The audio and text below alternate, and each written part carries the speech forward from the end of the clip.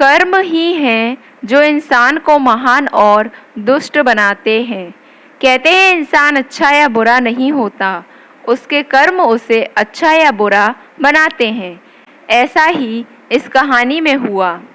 एक चित्रकार था, वह बहुत जीवंत चित्र बनाता था।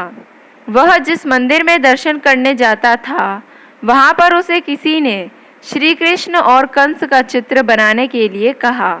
उसने कहा, पहले मैं श्री कृष्ण का चित्र बनाऊंगा, फिर कंस का चित्र बनाऊंगा। उसने चित्र बनाने के लिए एक बच्चे का चयन किया जो श्री कृष्ण के स्वरूप में उसके सामने खड़ा रहेगा। उसने कमाल का चित्र बनाया, मानो अभी बोल पड़ेगा। फिर बारी आई कंस का चित्र बनाने की। चित्र बनाने के लिए कई लोगों को उसके सामने खड़ा किया गया, लेकिन उसे कोई भी कंस के व्यक्तित्व के हिसाब से ठीक नहीं लगा।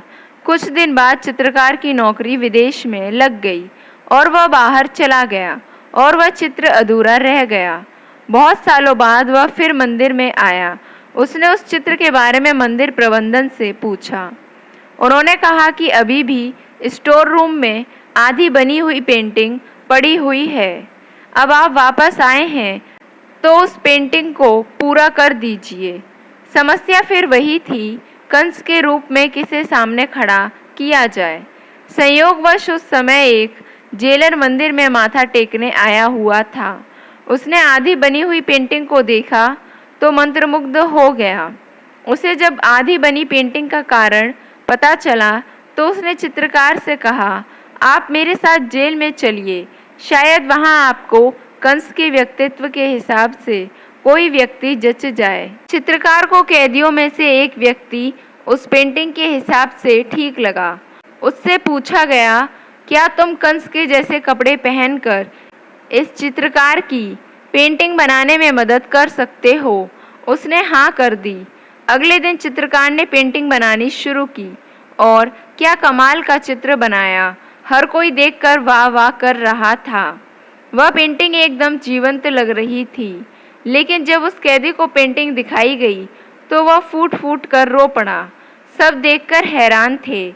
ऐसा क्या हो गया जिस चित्र को देखकर सब खुश हो रहे हैं, यह क्यों रो रहा है? जब उसने कारण बताया तो हर कोई स्तब्ध रह गया। उसने बताया कि जब कुछ साल पहले यह चित्र बनाया गया था, उस समय श्री कृष्ण के रूप में जिस 11 से 12 साल के बच्चे को खड़ा किया गया था, वह बच्चा मैं ही था। बुरी संगत में जाने के कारण लोगों को तंग करने में, मारने में मजा आने लगा और अपराधी बन गया।